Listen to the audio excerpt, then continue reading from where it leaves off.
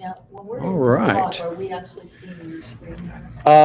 Because I see all those add-ons at the, all those icons at the top, the camel and the bat. All the little things at the top there, those are all the people that are jumping into the document. So welcome everybody. We've just gone live. So if you are watching this live or watching the recording in the future, thank you for joining us here today. This is sort of a impromptu Google user group meeting in the summer. We typically don't do a whole bunch of these in the summertime, but we have a great opportunity to do one today here live from the Trumbull County Educational Service Center, where I'm doing some training here, and so it seemed like a logical match. It seemed like a good time to do this. So I'm going to run through just a couple of basics here while we're getting started before we get into everything, because we got a lot of folks here today that this is new to them. This is not something they've done before. So if you're an old timer who's been doing these Google user groups for a while, you're going to know everything I'm going to say right now. So I apologize in advance. Some of this is going to be a repeat for you folks, but for everybody else that's here, this will be helpful to them. So basically, the idea is this. About once a month, we like to do a Google user group meeting, and we do run it through two different organizations. So first of all, it is run through an organization called Spark. Spark is where I work at. That's the Stark Portage Area Computer Consortium. We're a regional service center up in Northeast Ohio, serving Stark County, Portage County, some surrounding schools there. And in addition to that, though, this is also in connection with an organization called GEG Ohio. GEG Ohio is the Google Educator Group of Ohio. Each state is encouraged to have their own GEG, each country as well. And sometimes states have multiple GEGs because they'll have them for some of their larger cities or some of their regions. Basically, a Google Educator Group is a website, a Google community website, where people can post questions, share resources, connect with others around the state. So if this is something you're not aware of, this is another great opportunity here today to expose you to that so that you're aware that you can join GEG Ohio. Of course, it's free. It's no cost or anything like that. It's just a free community website. Then you can join GEG Ohio as well and keep the learning going. Stay connected to lots of people. So this monthly meeting, like we said, is typically around usually the third Friday of the month. Obviously not a Friday today, but that's okay. Usually around the third Friday of the month, but no guarantee. It may switch around over time. We just have to see how that works. But the only thing I can tell you for sure is the website that you can always check to see the latest schedule events is the one that's listed here on the doc, google.apps.spark.org/user group. That link takes you to the Spark website. And from there, on that user group page, it will show you the calendar or the list of the dates when we're going to be holding these. Right now, if you go there, you're just going to see everything from last year. We don't have anything put on there yet for the new year, but you can always certainly check back. I'm going to pop over to that site for just a second to show you what is there. Again, that's google.apps.spark.org/user group. So if you pop over to that page, it gives you a little blah, blah, blah, telling you what this is all about. And then you can see over the last year, all the meetings we've had. Now, we did not have a meeting in June. Like I said, a lot of times we don't in the summertime, just a little bit of a downtime for most folks as far as that goes. But for each of our meetings, we have linked in here the agenda from that meeting. So you can always go back and see what we covered. And we have the recorded video from those meetings, because we're doing this as a Hangout on Air. So basically Hangouts, it's a free tool provided by Google to do video conferencing. And there's a special kind of Hangout called a Hangout on Air.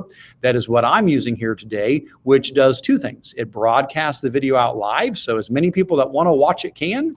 And then it also records it for us. So you don't need any special software. When it's done, the video has been recorded. It goes to my YouTube channel, and then I usually go in and clean it up a little bit, trim off any dead air at the start and stop of it.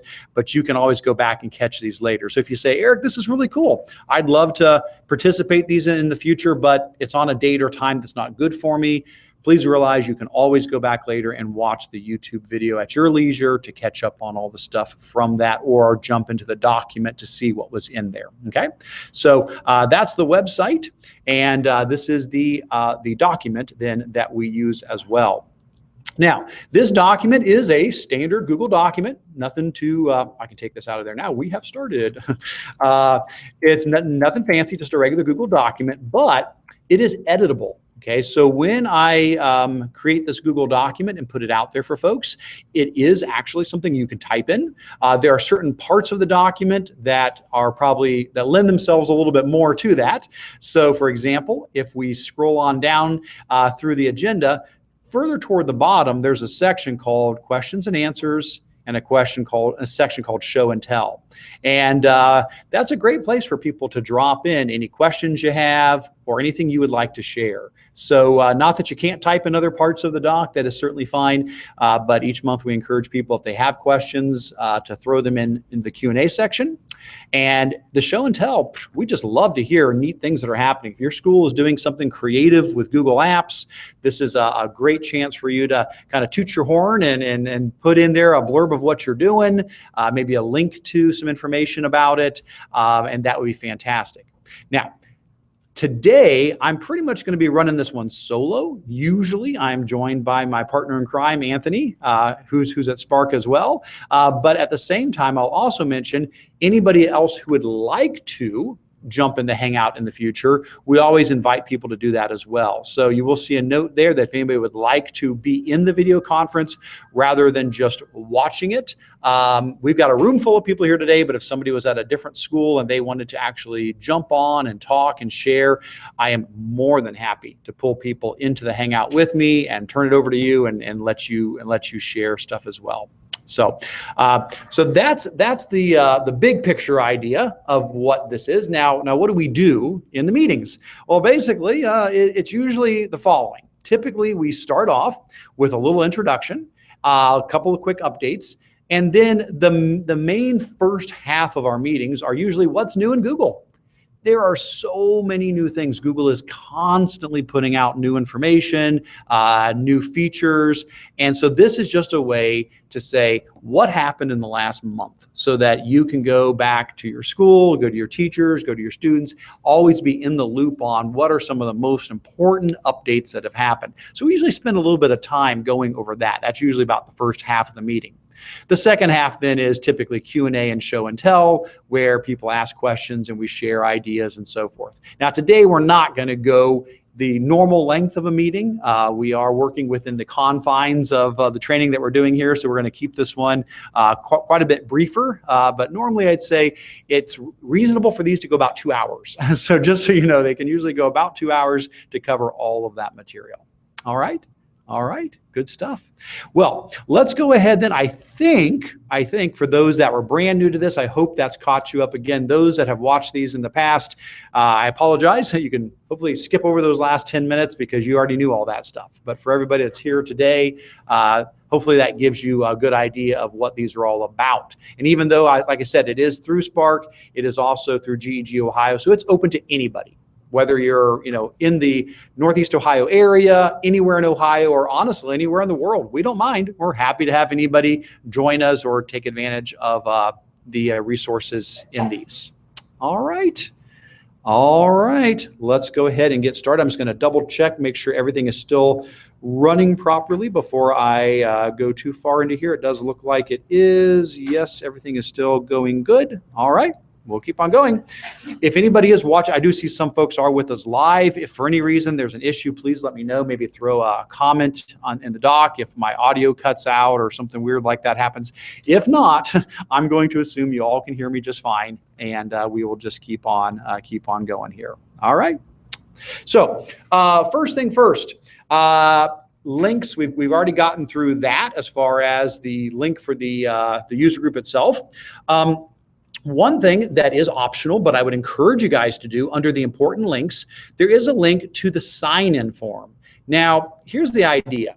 Google has asked that people all over the world create these Google Educator groups, these GEGs. So this GEG Ohio, that's just ours for around here, but they're all around the world. And Google does ask that we try to do meetings like this or some sort of get-togethers. And they do ask that we sort of track how many people attend those. So I do have a sign-in form here that if you go ahead and give that a click, it'll open up this form where you could fill in who you are, pick the date of the meeting, which obviously is just today, and then how you attended the meeting, whether you were here in person at the ESC or whether you watched it online, and whether this is the first time you've ever done a Google user group meeting.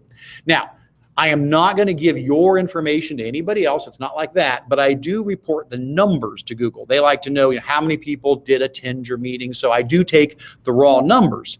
The reason why I collect like email addresses and things like that is because I will send out a certificate of attendance for people if this is something they're doing outside of a regular training. Now, obviously, folks here today, you're getting a certificate of attendance for being at the conference or at the training for Trumbull. But if people are normally watching this and it's outside of a traditional training, I can generate certificates of attendance for people watching it. And so that does help. I still, though, would appreciate if people would fill this out today. Just gives me accurate numbers to report to Google as we do have the meeting today. All right. Well, let's keep on heading down. The next link that I want to draw your attention to is the GEG Ohio link itself, because like we said, this is through Spark, but it's also through GEG Ohio. So for those who have never been a part of GEG Ohio before, let me show you what it is and what it looks like. So here in the document and under the important links section, you will see a bullet for Ohio Google Educator Group, and there is the link to it. It's tiny.cc/GEG-Ohio. If you go and give that a click, that'll shoot you out to the community site. And this is what the GEG Ohio site looks like. So GEG Ohio uses what Google calls a community. Now that is something that some of you maybe have never seen before. It's part of the Google Plus suite of tools. Years ago, I don't know how many years back now, Google rolled out something called Google Plus. And they had a whole bunch of really neat tools attached to it. That's how you used to have to do Hangouts. Now you can do Hangouts without Google Plus. That's how you used to get to Google Photos. Now you can do photos without Google Plus. However, this is one thing that is still connected to Google Plus, and it's called a Google Community. And GEG Ohio is a community. The way to think of it is it's like a giant online bulletin board or a giant online forum. Basically, if you come and join GEG Ohio, you can post information. You can come here and click where it says what's new with you, and you can ask a question or share a resource or post a link. But you can also come here and see what other people have posted. So I put a bunch of stuff on there, obviously. I try to keep it pretty active, but there's lots of folks. We got a post from Holly and from Katie and from Christy and from Allison and Daniel and Danielle and on and on and on. So here's Amy, all these people either sharing helpful resources like, hey, don't forget there's this training coming up, or hey, here's a really neat resource you might benefit from. And so it's basically like just a giant bulletin board where we can all stay in touch and discuss and share information. So one thing I would really encourage you guys to do is consider joining the GEG Ohio community so that you can post questions and get updates and stay in touch with people. Now, I will let you know, like I said, it is still connected to Google Plus. So if you come here and you don't see an option to join, you may have to still turn on the Google Plus tool for your Google account.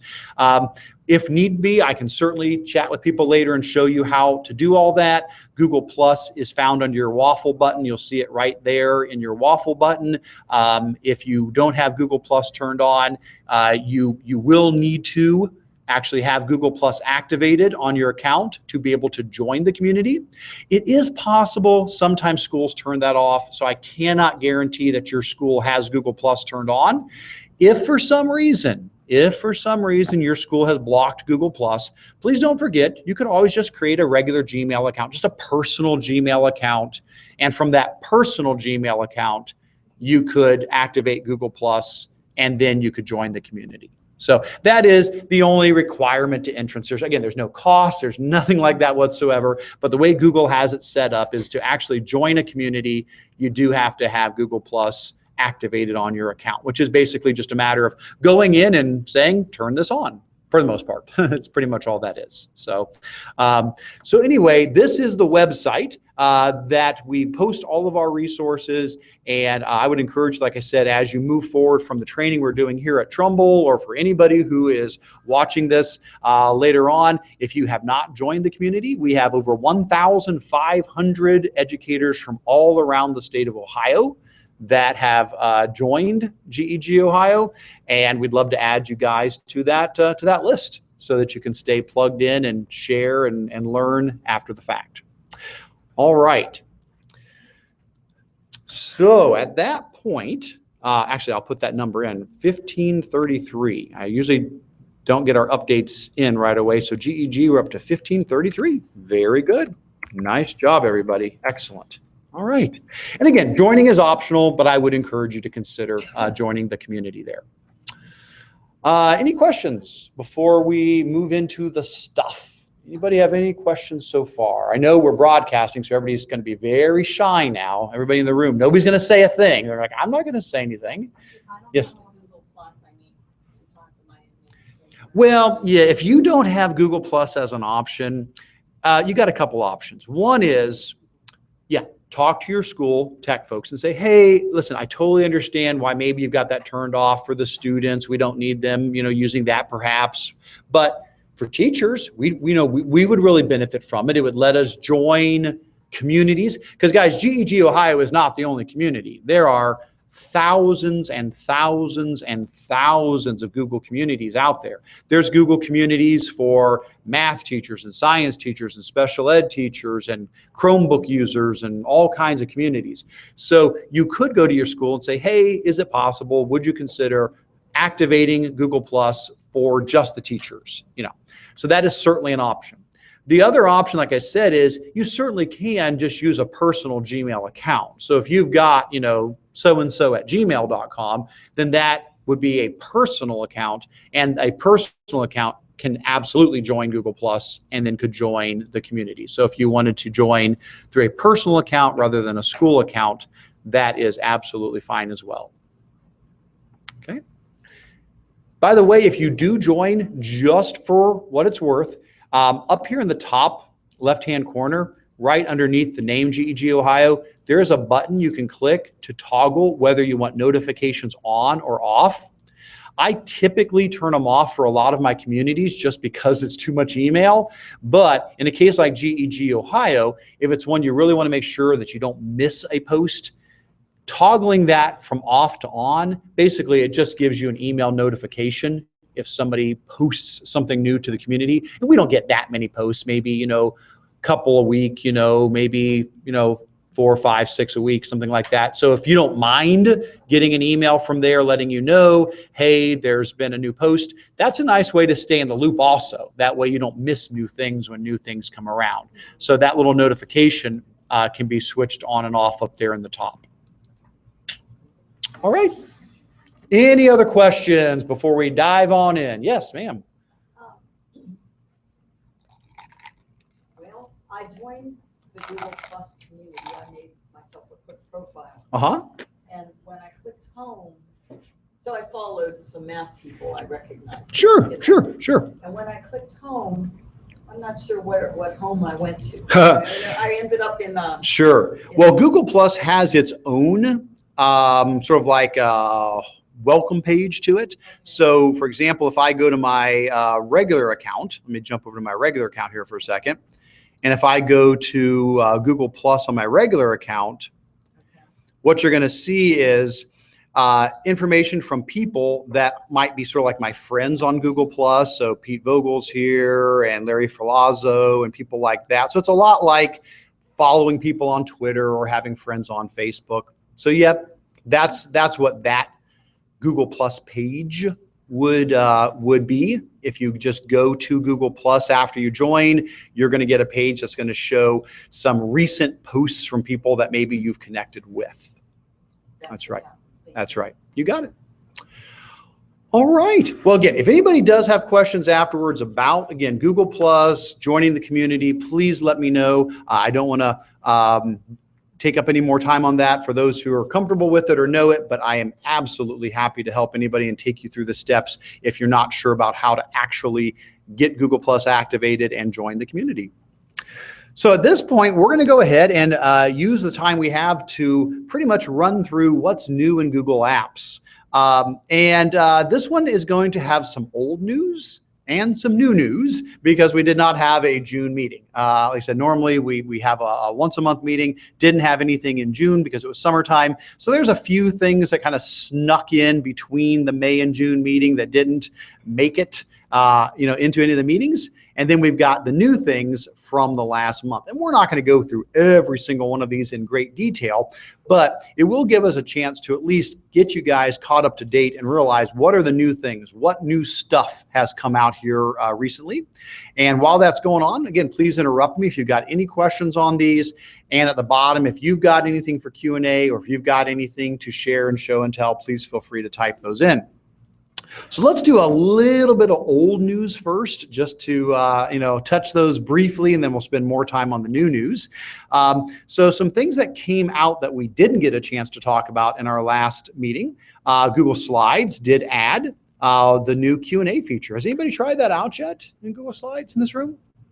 If not, just a few. All right. So basically, there's now an option that when you are running a Google slideshow, you can actually have a Q&A feature that allows people to ask questions during the slideshow. So basically a shortened URL gets created that goes at the top of the slide. And it's a lot like what we've been doing with today's meet that we had set up here, where you guys were asking questions. You can actually do this right through your Google slide now, so that while the slide is running, people can see that link. They can type in questions, and the presenter can pull up those questions and see which questions are the most popular, which ones are getting, upvoted the most. And it's just another way to be able to get feedback from people during a presentation and make it a little bit more interactive, rather than just somebody standing up front going through a slideshow. Now you can have a way for people to ask questions if maybe it's a big room or they feel a little shy to put up their hand and ask a question. It's another back channel option. So if you have not used that, absolutely encourage you to give that a spin, to try that out in Google Slides. That's old news. I know that's not real new stuff, but in case you were not aware of it, that was a new feature added to Google Slides at the tail end of last school year. The next one, again, this is old news, but in case anybody didn't know it, this was a pretty big announcement that came out at a conference that Google runs called Google I/O. And they did this back in May, where they talked about how Chromebooks are going to start to be able to run Android apps.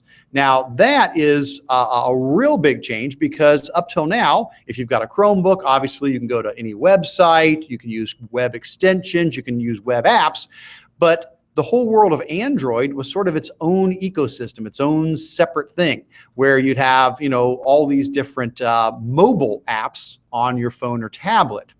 And they announced that over the coming months, they would start to allow Chromebooks, different depending, not every single Chromebook would get it, and some would get it faster than others, but Chromebooks would get the ability to start running Android apps on the Chromebook. And so basically what that means is, if you were to go to like the Android Play Store, so if I were to go to the normal Play Store, and if I were to head over to Android apps here, the millions and millions and millions of Android apps that are out there would suddenly also become available on Chromebooks. And that opens up just a whole other world of programs and options for students. Now, sure, there's good and bad in there. There's going to be apps that are not appropriate and apps that are, but schools will be able to manage those just like they can manage the Chrome web apps and extensions.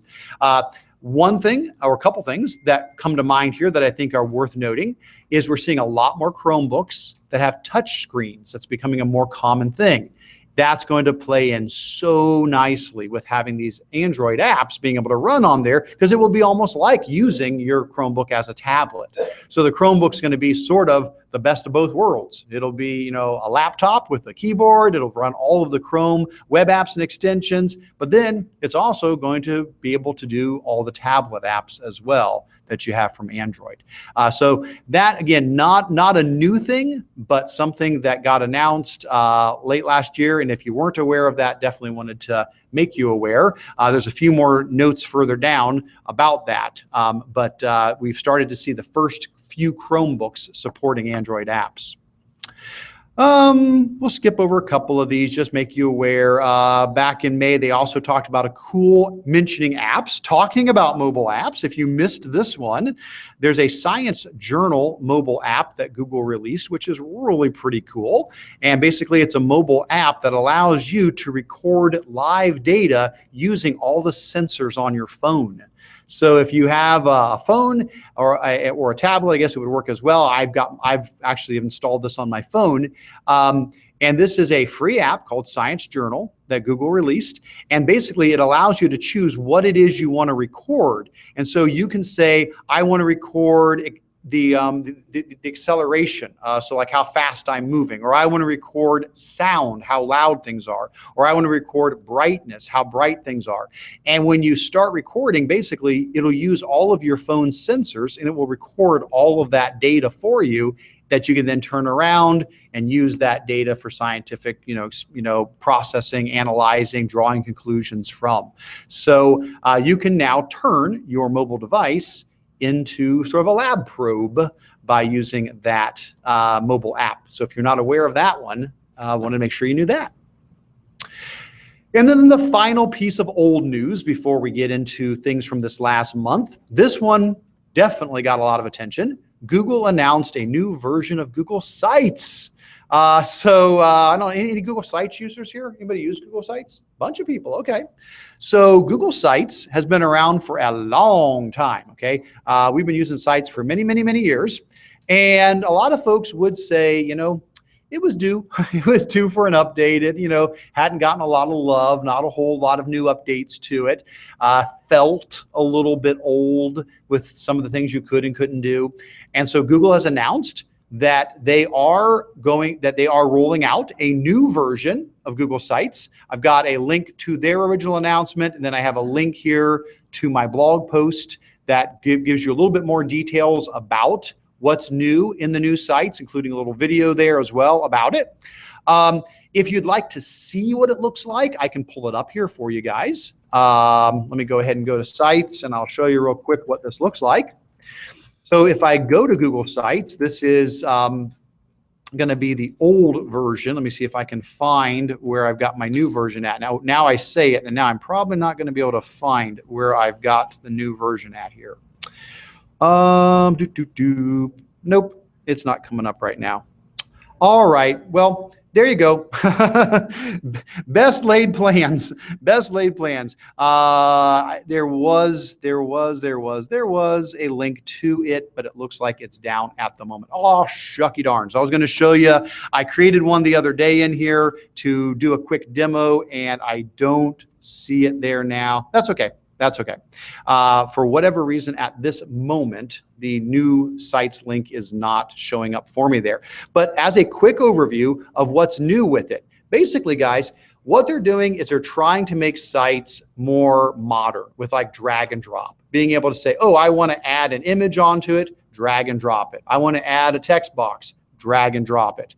I want to position something in an exact spot, move it around, you don't have to worry about left, right, center, drag it where you want it.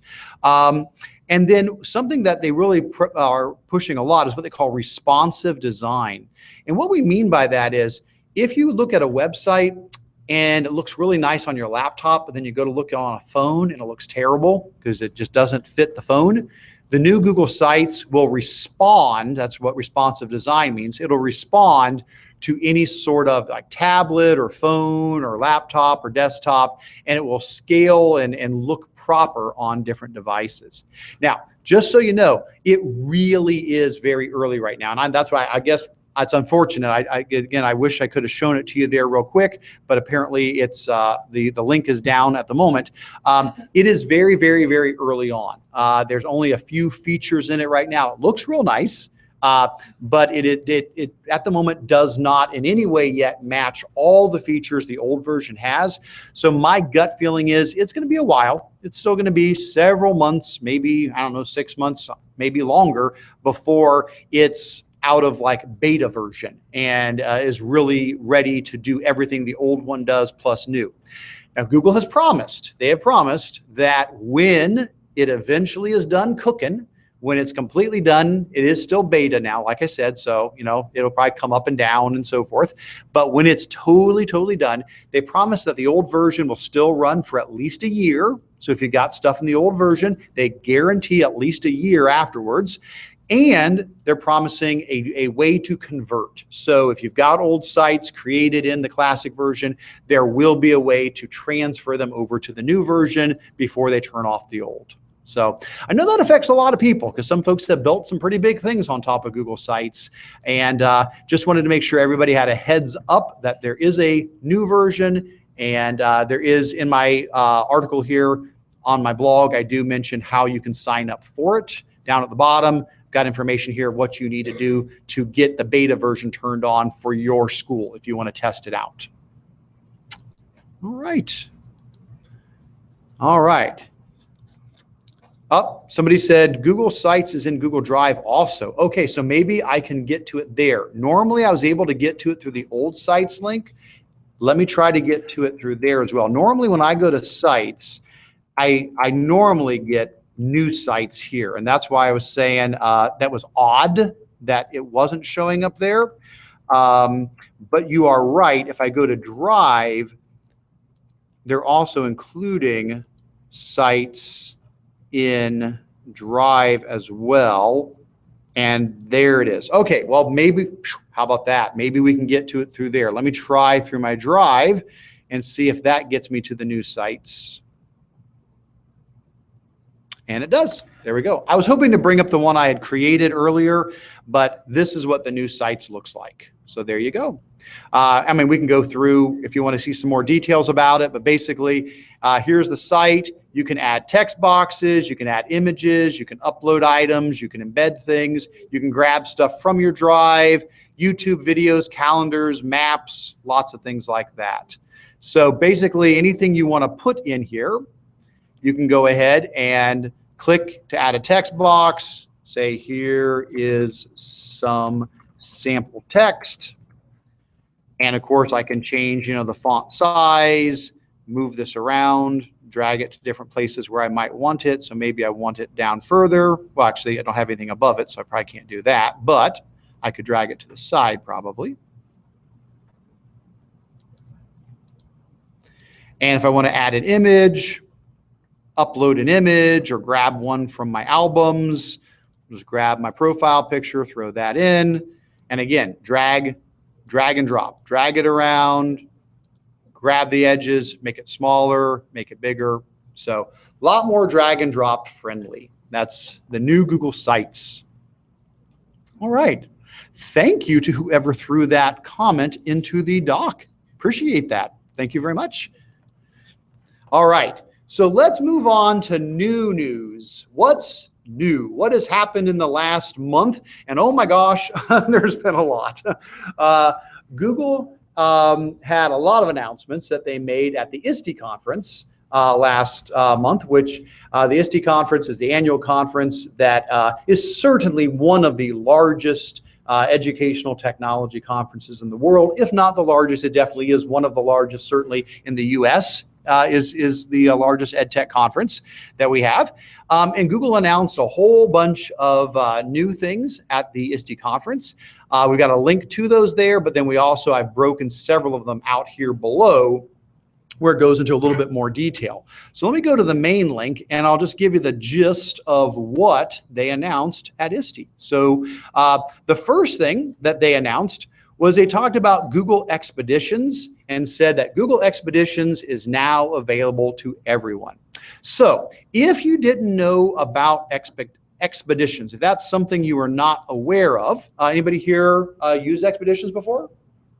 Okay. So basically, Expeditions is where, has anybody used Google Cardboard here before? Even if you haven't done Expeditions? I've got one on my desk here. Anybody see Google Cardboard before? Okay. So I know those watching not here can't see me holding this up, but I'm holding up a cardboard unit just like this. So basically, here's the idea.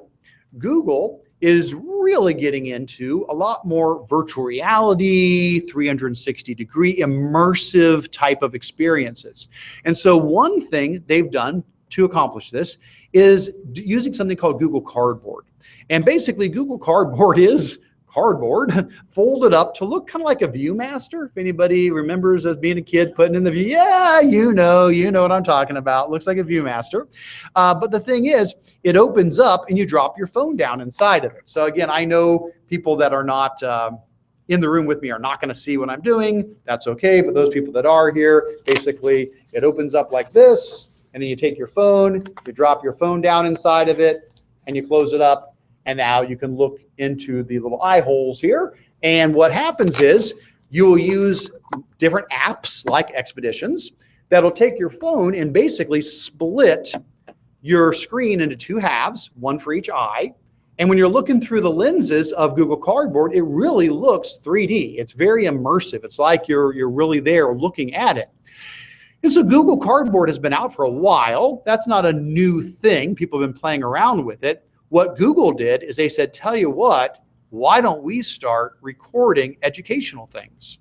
And so what they did was they started going out and recording. Is it working? Oh, you want me to turn it on? I can bring it around. Yeah. Show some people. You know what? I will do that. Let me go ahead. Now, this is my phone, folks. So be careful. Anyone need to call Japan? Don't. I'll actually start up the app real quick here, and I will let you guys play around with it. I'll just put it into demo mode so they can just look at a demo of it. So let me just find the Expeditions app. I'm opening it up right now, and let me go ahead and just put it into demo mode. So we'll just say, let's go. And I got to jump on Wi-Fi. It does. Right. Is it just what is it here? Just the wireless one, just the open one. Okay. All right. So I'm jumping. I know this makes for amazing for people that are watching this live. You just, I know this makes for great radio here, basically. So let's see. It looks like I probably have to accept the thing. I apologize. I probably should have set this up ahead of time so that I can do that. If I get the app on my phone. Let me pull up Chrome and see if it asks me to accept the Wi-Fi here. Doesn't look like it's going to. Let me see. Yeah, it does have to run on Wi-Fi. It does have to run on Wi-Fi. That is correct. And so it may not be happy with me right now if I'm not on the Wi-Fi here. So, all right. Well, if you want to, feel free to. Yep, absolutely. Yeah. Unfortunately, I'm not on Wi-Fi on my phone here, so I can't show that. But what Google has done, folks, is they've started going around and they've started recording awesome stuff. Now, how do they record it? They use. Let me see if I've got a. Let me see if I can show you a picture of what they use. I don't know if there's. Let me do it this way. Let me see if I can show you what they use. So they use something kind of like this, where they take a bunch of cameras and they put them together in a ring like this, sort of like, like a bunch of GoPros. And that can record in 360 degrees. And so, they record, underwater, and they record, in ancient ruins, and they record all over the place. And then basically students can take virtual field trips to these locations by dropping a device into Google Cardboard And then the teacher from a central device, from a phone or a tablet, can launch the expedition they want to launch. And all the kids then follow along. It's like taking them on a field trip. There's over 200 expeditions at the moment, I believe, and they're adding more all the time. The big news isn't that Expeditions exists. The big news is it's now available for everybody. It's been around for a while. Expeditions have been around for a while. They've been beta testing it. You could get into the beta and try it out. The announcement at ISTE was, hey, guess what, guys? It's open for everybody now. So you can get the app from the App Store and install that on your phone and start using Expeditions now. I saw briefly something go by that said, get the viewer. And then I'm not sure where that was. As far as the cardboard itself, yeah. You can buy that so many places. Honestly, the one that I'm passing around, I bought it off of Amazon for like $15. Google sells some. Everybody, I mean, you can buy them a lot more expensive if you want a plastic one that's more durable. But you know, $10, $15, you can definitely get one of those. So that's the thing to be aware of, is that Expeditions is now available for everybody. So that was a great announcement from ISTE. Let's keep on heading down. What else did Google announce at ISTE? Another thing that they announced was a new extension called Google Cast for Education. Now, we were talking about extensions earlier here today, so this is something that the folks here were a little bit more familiar with. Google Cast for Education, I'd have to find, I probably won't be able to pull up the extension right now from here. It's probably in here somewhere. They also mentioned that this is still a little bit beta. They are baking more of this into the upcoming versions of Chrome. So I did play around with this just a little while ago, but I don't know. I may have turned it off. Do I have Google Cast off? Nope, it is on. Okay, Google Cast is on. Good. I wasn't sure if I had it on or not. But if I go up to Google Cast here,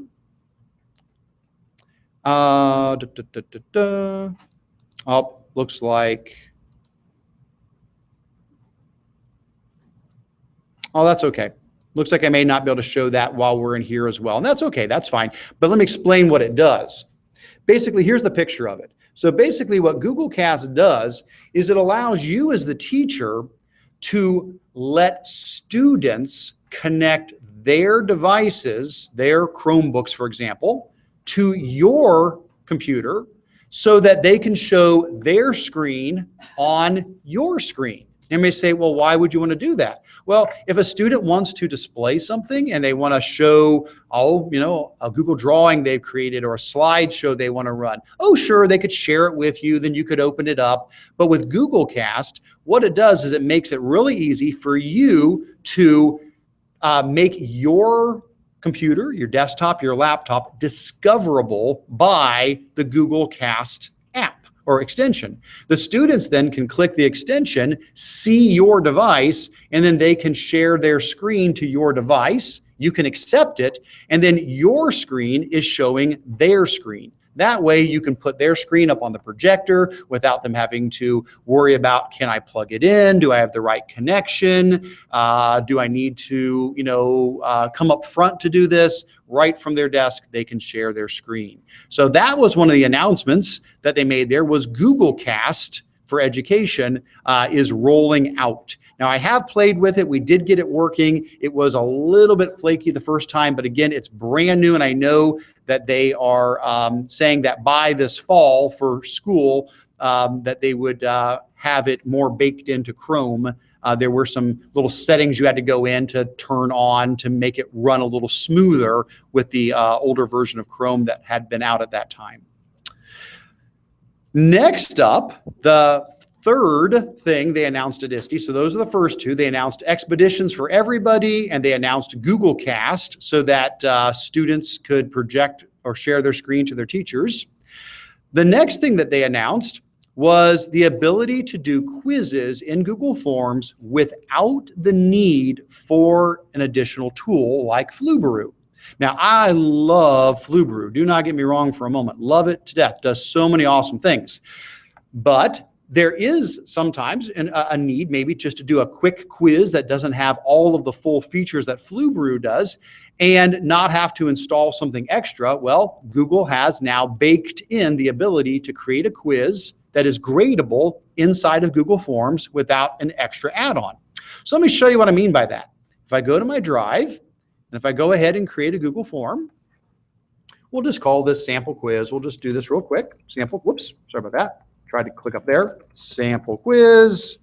And we'll just do a question here. We'll say, today is Tuesday.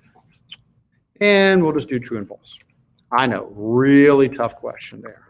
We'll just do it as a quick example here. Okay, so if I create a quiz, we'll pretend this is an awesome quiz. We'll pretend that it's got lots of really, really cool questions in it. You get the idea. So we've made this awesome quiz.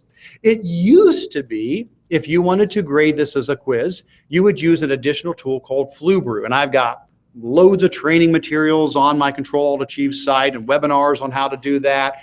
Wonderful, wonderful tool. Now, though, if you want, you can go up to your settings here in the top corner of your form. And from your settings button, there's now a tab called Quizzes.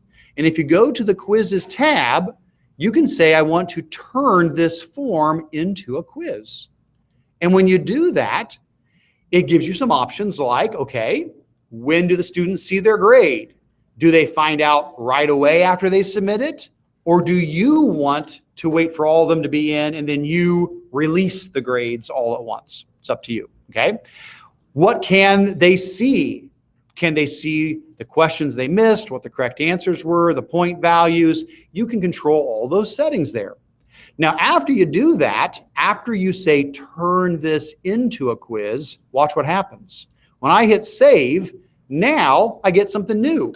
Underneath each question, I get an answer key section. That was not there before, okay? That gets added to my quiz, where I can go in, click answer key, put in the correct answer, and optionally, I can add feedback. Like I could say something like, if they got it wrong, tell them this. If they got it right, tell them that. So maybe you're going to give them a link to a video to help review the thing that they were struggling on. Or maybe you're going to give them some a hint to push them in the right direction on that particular question. So you can even edit the feedback that comes along with it, and of course come up here and say how many points it's worth.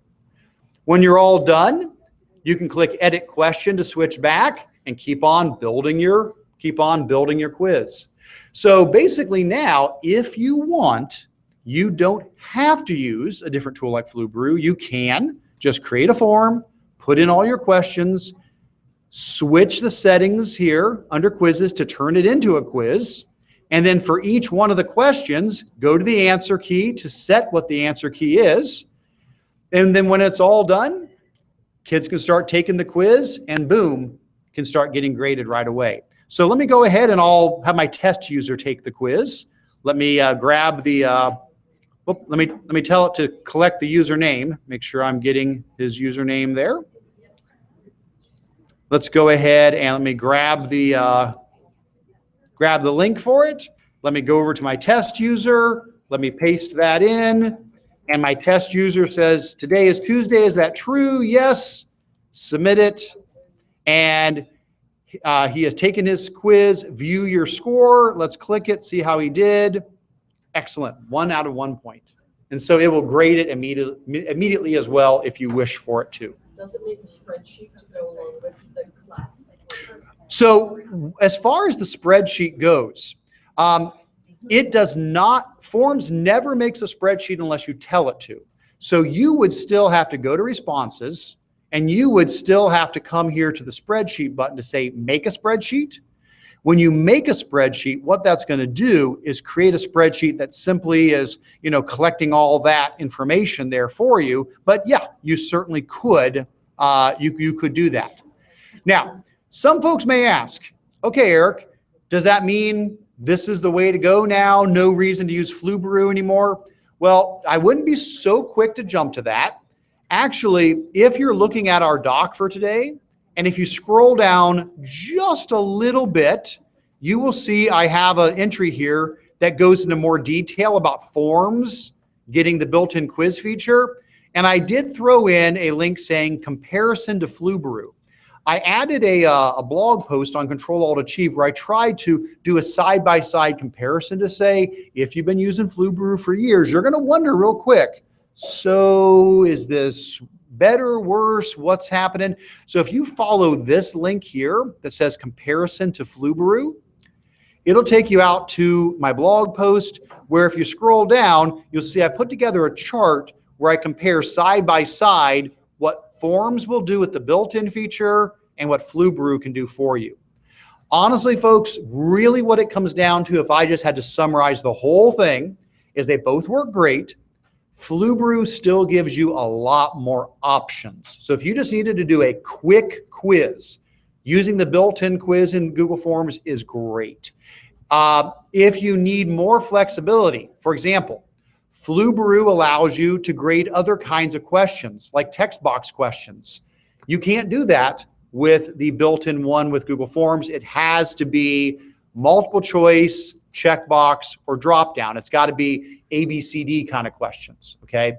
Flubaroo still lets you do things like text box questions. Flubaroo lets you grade by hand. Flubaroo gives you alternate correct answers, partial credit, case sensitivity, extra credit, things like that. So right now, what's built into Forms, really nice, but also very simple for just a very simple formative quiz. If you want to do something a little fancier, Flubaroo is still giving you those extra options. Now, that's not to say Google's not going to add them. Real possible that they're going to keep developing this and it'll just get more and more powerful over time. But just be aware that that is there in our agenda for today.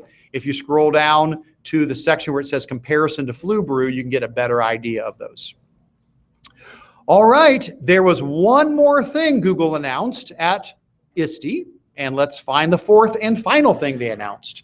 So the fourth thing they announced was that they were going to start selling bundles of apps for the classroom. So right now, if you're using Chromebooks, you probably don't spend money on apps. For the most part, there's a ton of free apps. There are so many awesome apps. So if you go out to the Chrome Web Store and you start looking for educational apps, oh my gosh, so many amazing things there. Go on down to the categories, go on down to education. There are just so many wonderful educational apps out there that are free, and that's great. Having said that, there are some apps that do have a cost with them, and they very well may be worth it because they do some extra special things. For example, WeVideo. WeVideo is a web app that allows you to do video editing inside your browser. That's awesome. So you can trim videos and splice videos together and add sound effects and lower thirds and narration and titles and background music and intros and outros. And it's a really great tool for kids to create digital video. The free version, though, is very limited. It's like a, hey, try it out and see if you like it. The actual paid version is where you get all the bells and whistles. So that does happen. Sometimes there are products in the Chrome Web Store that have a very simple free version and then a more powerful paid version.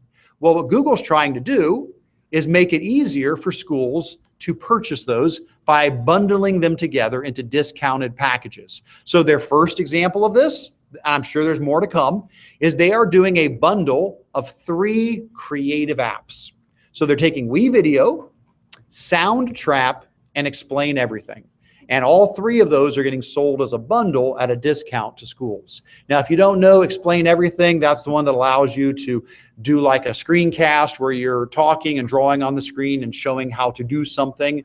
And then Soundtrap is for audio editing, much like WeVideo is for video editing. Now, I don't have the actual costs on these. I do not know what that discount is. So that I am not sure. But I'm encouraged to see that Google is saying, hey, we want our kids to be creative. We want them making videos and making audio, and we want them being creative. So they're finding ways to at least get some better deals on these apps. So they are telling you to contact your Chromebook resellers if you would like to learn more about what those costs will be. So that was their fourth ISTE announcement. So from ISTE, we learned that expeditions are available to everybody now. We learned that Google Cast is here and coming to everybody for kids to be able to share their screen with the teachers. We learned that quizzes can now be done natively in Google Forms. And we learned that Google is going to start getting discounted bundles on web apps for schools. So those were the big ISTE announcements. Now, there's other things that have come out since then, and I definitely want to touch on just a few of those. But let me pause there for a moment, because that's the big announcement as far as what they announced at ISTE. Any questions, comments? Anybody have any feedback on that? Anybody else? All right. So far, so good. All right. All right. All right. What else is new? Some of these are repeats, so I'll skip over a couple of these. And I'm keeping an eye on the time. We got to be cognizant of our time here. We are going to do a shorter meeting here today than normal. So I'm going to zip through these here a little bit quicker. Maybe a couple of them we'll take a little closer look at, but that's this here. So that's ISTE, that's ISTE, that's ISTE. Okay, the first thing that's not an ISTE announcement, for what it's worth, I just think it's kind of cool. Google has added a new instant search to Google Search. Now, if you guys aren't familiar with what I mean by instant search, what I mean is if you go to Google and you type in something like calc for calculator, it gives you a calculator. Or if you go to search and you type in something like timer, it gives you a timer, and it actually works and it runs. Or if you say, 1 pound, 1 pound to kilograms, it'll give you a conversion tool that you can use to convert things, okay? Pretty neat stuff, okay? And there's tons of these. Oh my gosh, there's so many neat instant search cards they've created. Well, they added a new one to test your internet speed. And so basically what you have to run the search for if you want to do it is you want to search. I was just looking at it. Now I'm going to lose it again there. Check internet speed. There we go. The words are check internet speed. So if you come here and you say you want to check internet speed, you will actually get this speed tester that pops up, and you can run a speed test right there from Google Search. So nothing earth-shattering, but one more awesome instant search. If you guys want to get a full list of these, I mean, it's not really a full list, but on my Control-Alt-Achieve site, I do have a post there that if you look for Google Search in my tags there, I've got one on 20 instant Google searches, and kind of talk through all the different things from rolling dice to timers to calculators to all sorts of conversion stuff. So there's, even what does the animal say? Animal sounds. So there's a lot of really awesome ones, and you can find that on the blog there as well. What else should we mention here? We'll skip over a couple of these. This one's kind of cool. Coding is becoming more and more and more of a focus for schools. Well, if you really want to get coding as practical and as concrete as possible, Google has announced project blocks that are physical blocks that you literally connect together that represent different code elements, like doing a loop or pausing for a certain amount of time or moving in a certain direction. And students can literally connect them together to create code, which then when it executes, a little robot or a little thing will do what you've told it to do. So Project Blocks has been announced as one more piece in the ever-growing collection of Google Code resources. We did the forms, done that. I'll mention this one real quick. If you guys are not familiar with Google's Arts and Culture app, they've got a website and they've got an app with their Cultural Institute, where they are basically digitizing all of the art of the world. Now, that's nothing new. That's been around for a long time. The Google Cultural Institute is an amazing thing. It's really awesome. If you haven't used it, if you just Google Cultural Institute, You can get out to that, and what you'll find there is lots of different categories. Let me see if I can narrow this down to art. So like I could go into artists, and then I could choose, Van Gogh, and then I can pick one of his paintings. And what they've done is they have literally scanned these in at such an incredibly high resolution that you can zoom in to the point that you can see the brush strokes. It is like you can get closer to it than you could ever do in real life. Well, that's not the news story. That's been around. We've had this for a while. If you haven't used it, absolutely plug into their arts and culture. The news is they have updated their mobile app. So they have a mobile app for the arts and culture website, and their mobile app now supports Google Cardboard. So you can go and look at these famous works of art, and you can drop your phone into Google Cardboard and actually see it as if you're virtually there in the museum, so to speak, and getting right up close to and zooming in on the painting or the sculpture. It even has a new feature where if you take a snapshot of a piece of art, it will recognize it for you, and it will tell you information about it. So the mobile app now allows you to go in and snap a picture of art, and it says, that's this, and it will bring up information about it. So again, the Google Cultural Institute, their arts and culture, that's not new. What's new is this is now an expanded mobile app that they have available rather than just the normal website. All right, we're about out of time. Let's see. The last one I'm going to mention from this section is something that we've talked about before, but it's official now, and that is there used to be a really cool extension called Synergize. And if you've never used it before, basically what it was a little button you could click that would pop up and give you help anytime you were trying to use Google products. And it would give you little videos, and it would give you instructions, and it would talk you through, how do I attach something to an email, or how do I share a folder? Well, the thing was, Synergize was so awesome that Google bought them. And actually, they came from Google. Originally, the people who started Synergize came from Google, and then Google bought them back. And Google bought the Synergize app and made it free to schools. It has now been rebranded and is called Training for Google Apps. That's the name of the app or the extension now. And I've got a link in here. The second link actually takes you out to the Chrome Web Store where you can install it. I have already installed it. And what it does is this. When you install it, if you go to something like Google Drive, or you go to Google Docs or Gmail or wherever, let me go to Drive here real quick. What it does is it puts this little button, give it a second to open here. Got to be patient here. There it is. It puts this little button up here in the top right-hand corner called Training for Google Apps. And if you click that, it will give you all of these help guides, and it'll things like, how do I open files in Drive? How do I activate a shareable link? How do I, let's go into sharing files and folders. How do I share a file, share a folder? You click on any one of these, you may get a video, you may get a step-by-step instruction. It may even highlight parts of the screen to show you what to click on. So the point is, every school should absolutely be pushing this out now to the teachers, to the students, as a great way to get that just-in-time help. If you're stuck on something and you want to say, how do I do that? This little Training for Google button will be there in a lot of the Google products, and will talk you through and give you help as you need that. Whew. All right.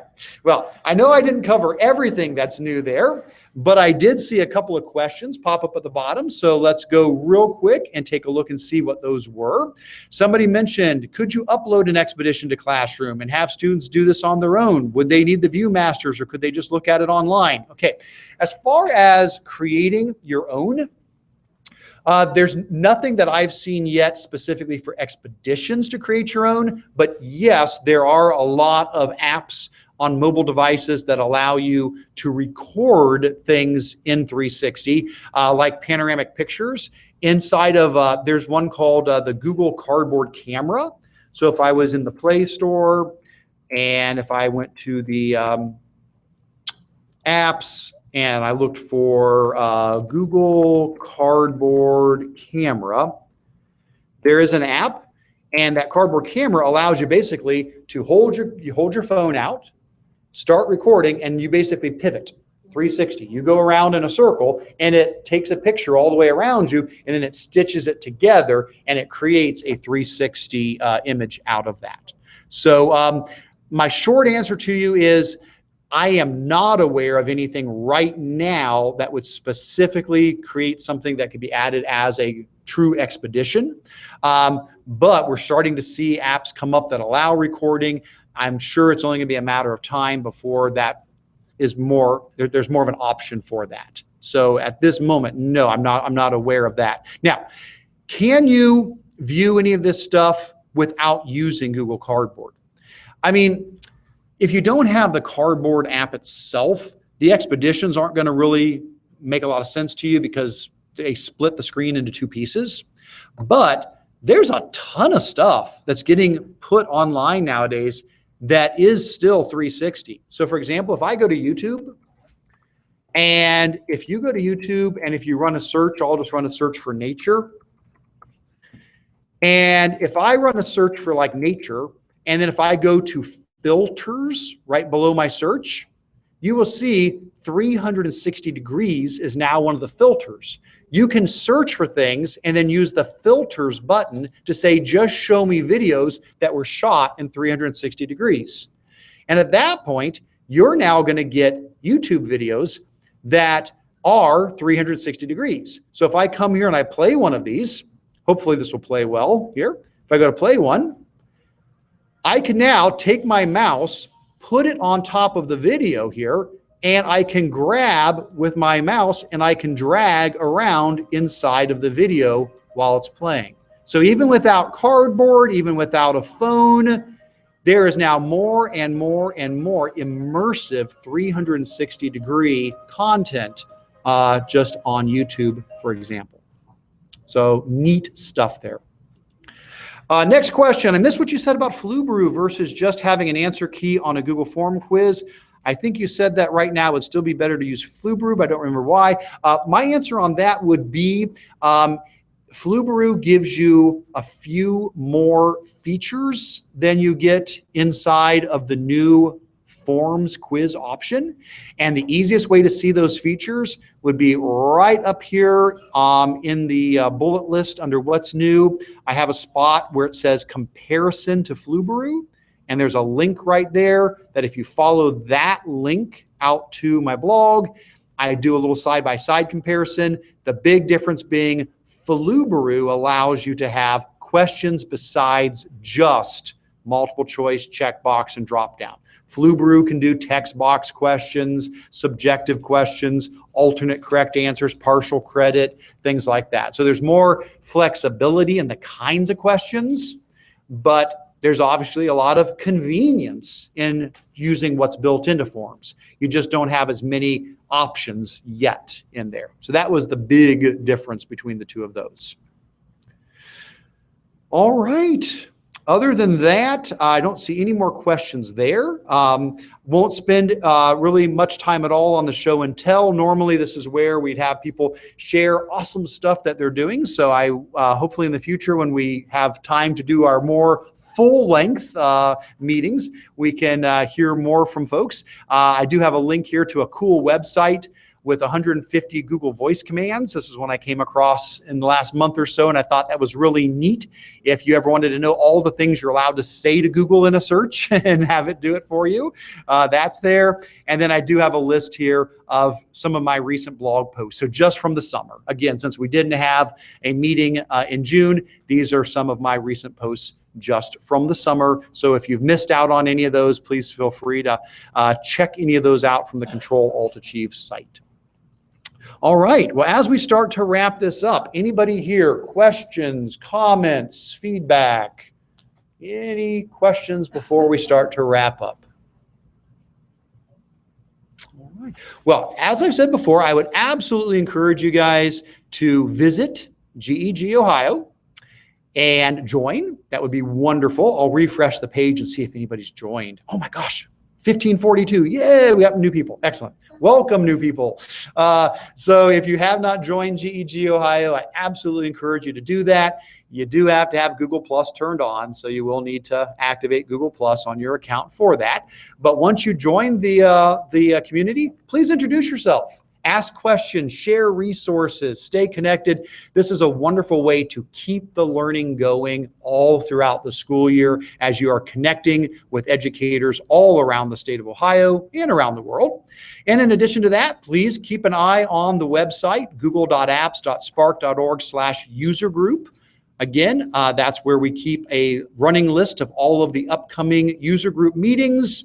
And as we move into the new school year, any new information will show up here as well. For those, typically once a month, we'll try to make sure that information is out there for you guys. We always put it on the GEG Ohio community too. So you can, find it out there as well. Other than that, I want to thank everybody who's been viewing online, and I'm going to go ahead and pull the Hangout up now and go ahead and end our broadcast for those watching live.